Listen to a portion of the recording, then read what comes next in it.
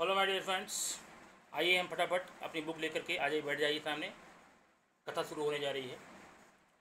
हम एक आज नया पोएम पढ़ने जा रहे हैं। बहुत ही शानदार, बहुत जबरदस्त, मस्त एकदम पोएम आपके लिए है। आपके एग्ज़ाम में तो ये आपको हेल्प करेगी ही मार्क्स दिलाने में, प्लस रियल लाइफ में भी आपको अपने देश में, अपने समाज में, आसपास में कौन कौन सी प्रॉब्लम है उसको भी समझने में ये पोएम आपकी हेल्प करेगी। चलिए, the name of poem, the title of poem is basket full of moon. Basket full of moonlight. एक टोकरी, बास्केट, टोकरी, टोकरी भर के चंद्रमा का प्रकाश। पोएम में जाने के पहले हमें थोड़ा सा वार्म अप हो जाते हैं, तैयार हो जाते हैं। कैसे तैयार हो जाएंगे आप यहाँ पर देख सकते हैं। Chit chat section. Chit chat मतलब थोड़ा बातचीत आपस करेंगे और देखेंगे कि इसमें क्या हो सकता है। Question first, did you like to hear bed time stories when you were a child. जब आप बच्चे थे, छोटे थे, नन्हे से थे, प्यारे प्यारे मुन्ने थे, तो आपको क्या बेड टाइम स्टोरीज सुनने में अच्छा लगता था। अब आपकी बात क्या है, आप जानो। आपका आंसर क्या हो, आप जानो। अगर आप सुनते हो तो लिखिए yes I like the bed time story when I was child. अगर आपको लगता है नहीं, मैं नहीं सुनता था, मुझे लाइक नहीं था, लिखो no I didn't like to hear bed time stories when I was a child. जब मैं छोटा था मुझे कहानियाँ सुनना पसंद था। जब मैं छोटा था मुझे कहानियाँ सुननी पसंद नहीं थी। You can answer what you like. Second question, Who usually told you the bedtime stories? आपकी कहानियाँ सुनाता कौन था, कौन बताता था। The old person, like my grandfather, my grandmother used to tell the stories at the bedtime. Okay. Third question, why did you like them? मेरा answer क्या होगा, I liked the bedtime story because at that time when I was child, at that time there were no any source of entertainment, just like television, mobile phone, video game, so and so. Fourth question, do you still like to hear those stories again? क्या अभी भी आप इस समय वो story सुनना चाहेंगे। मेरी चले तो मैं तो बोल दूँ yes, of course I still like to hear those story again, but sorry I can't say that because nowadays there are lot of responsibilities, household works, office works, and so many burdens, so I don't like to hear because I don't have time. Reality is that I don't have the time to hear the bedtime stories nowadays.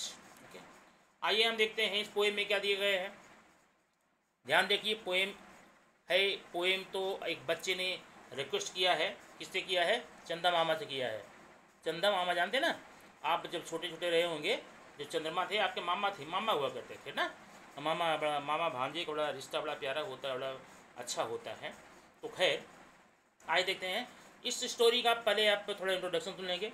इस poem में एक छोटा सा बच्चा है, वो अपनी परेशानियों को, अपनी समस्याएं, जो प्रॉब्लम्स जो है वो सुना रहा है चंदा मामा को, लेकिन इनडायरेक्टली ये उनकी समस्या है। आज हमारे देश में ढेर सारे ऐसे क्षेत्र हैं जो रिमोट पार्ट में हैं, दूर दराज इलाके में हैं, जहाँ पर कि आधुनिक सुख सुविधाओं का साधन नहीं है।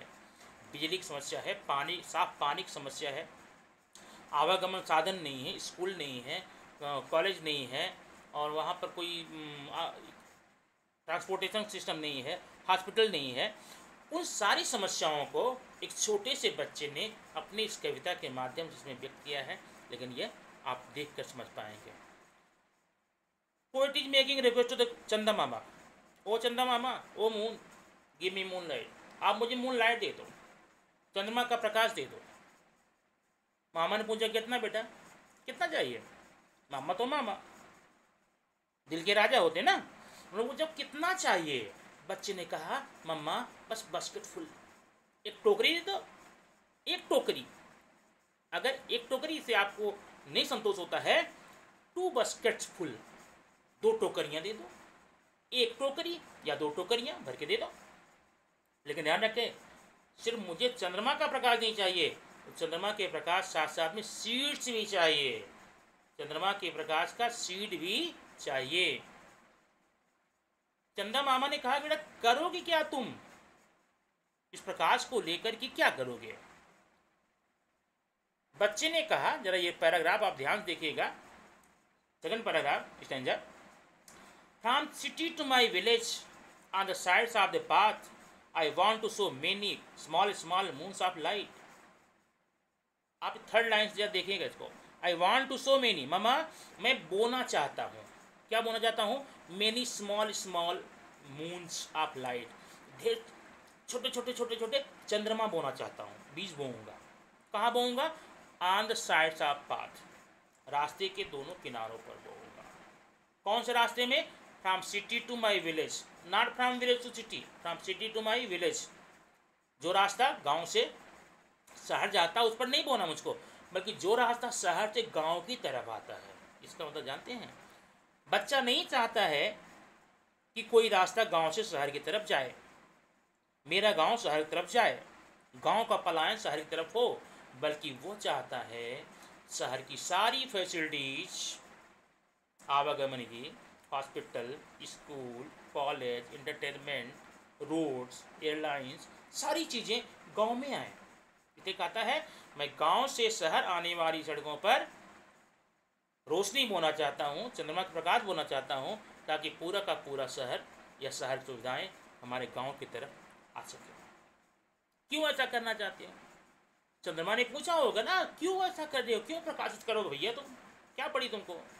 बच्चा बोला, मम्मा जी तो whole village go to the city daily to work, क्योंकि मेरा पूरा का पूरा गांव सुबह उठ करके शहर जाता है, काम की तलाश में जाता है ना, और लेकिन जब वापस आता है तो क्या होता है? It becomes dark on it's way back. जब वापस आते हैं ना मेरे गांव वाले, अंधेरा हो जाता है, रात हो जाती है। As my village is quite far, क्योंकि मेरा जो गांव है बहुत दूर है शहर से। द रूट इज टफ, दूर की बात थी, इतना ही नहीं है, रूट इज टफ, रास्ता बड़ा दुर्गम है, पकड़ीला पथरीला ऊबड़ खाबड़ है, कीचड़ युक्त है। इतना ही नहीं, route is tough and full of snakes and scorpions, जहरीले कीड़े मकोड़े, शेर, भालू, बंदर से भरा है, सांप भरे हैं, बिच्छू भरे हैं, बड़ा खतरनाक है। अच्छा कोई बात नहीं अगर इतना होता तो। दूसरी बात और क्या प्रॉब्लम है? नाइदर बस नॉट कार्ट फ्लाइज, ना न तो बसें न कोई कार्टिंग बैलगाड़ी वगैरह, ये कुछ भी फ्लाइज में आवागमन नहीं होता। When my father returns home, I am asleep. जब मेरे पापा घर पे आते हैं उस समय चंदा मामा मैं सो गया रहता हूँ, चेहरा भी नहीं देखने को मिलता पापा मेरे कैसे हैं, उनकी हाइट कैसी है, रंग कैसा, आँख कैसी, नाक कैसी, ये कभी मैंने देखा नहीं। चंदा मामा ने पूछा ठीक है सुबह उठ के देख लिया करो। बच्चा बोला and he goes by early in the morning while I am sleeping. नहीं रे चंदा मामा, जब सुबह जाते हैं ना तब भी मैं सोया ही रहता हूँ, रात में आते हैं सो गया रहता हूँ, सुबह जाते हैं सोया रहता हूँ, मुलाकात होती नहीं। O moon give me basket full of moon light on loan. ए चंद्रमा, आपसे मैं एहसान की बात नहीं कर रहा हूँ, आप उधार दो, लोन दे दो, मैं आपको वापस कर दूंगा बाद में, आप उधार मुझे चंद्रमा का प्रकाश दे दो। I want to light dark route so that my father return early, मैं अंधेरे रास्ते को प्रकाशित करना चाहता हूँ ताकि मेरे पिताजी समय से घर पे आए।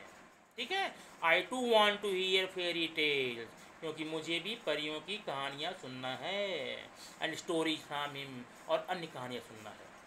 मैं चाहता हूँ, पोएट बोला है, बच्चा बोला मैं चाहता हूँ कि मेरे पिताजी समय से आए, मैं उनके साथ में लेटूँ, बेड टाइम स्टोरी सुनूँ, उनसे बातें करूँ, प्यार वो मुझे करें, मैं उनसे प्यार करूँ, बाहों मुझे भर लें। ढेर सारी आकांक्षाएँ, ढेर सारी मेरी होप्स हैं, पूरी होनी चाहिए। O moon give me basket full of moon light, please आप ना नुकर मत कीजिए, बहानेबाजी मत कीजिए, आप मुझे दीजिए, टोकरी भर के चंद्रमा का प्रकाश दीजिए। I want to sow seeds, ये लाइन रिपीट है, ऊपर मिल चुकी है, आप समझ गए होंगे। I want to sow seed of moon on the side of path, मैं सड़क के दोनों किनारों पर, रास्ते के दोनों किनारों पर उस चंद्रमा के प्रकाश को बोना चाहता हूँ ताकि रास्ता प्रकाशित हो। ओके, ये पोएम हो गई।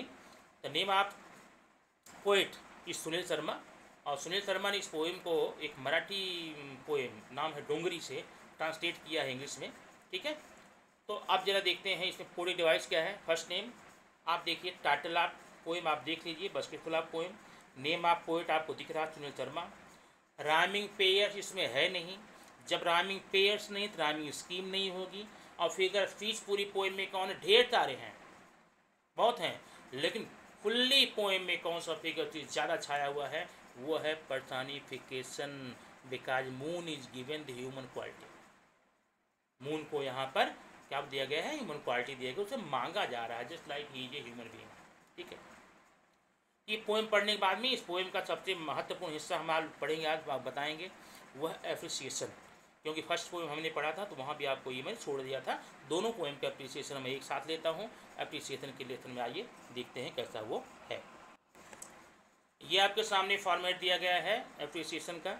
इसके लिए करना क्या होगा, आपको पोएम जो आएगी, पोएम क्वेश्चन जो पोएम का रहता है उसका सेकंड पार्ट, सारे क्वेश्चन का second part B part 5 marks का एप्रिसिएशन है। लेकिन ये जो फॉर्मेट दिया गया है आपकी टेक्स्ट बुक में, फॉर्मेट पुराना है तो ठीक है, कोई बात नहीं, कोई प्रॉब्लम नहीं होगी।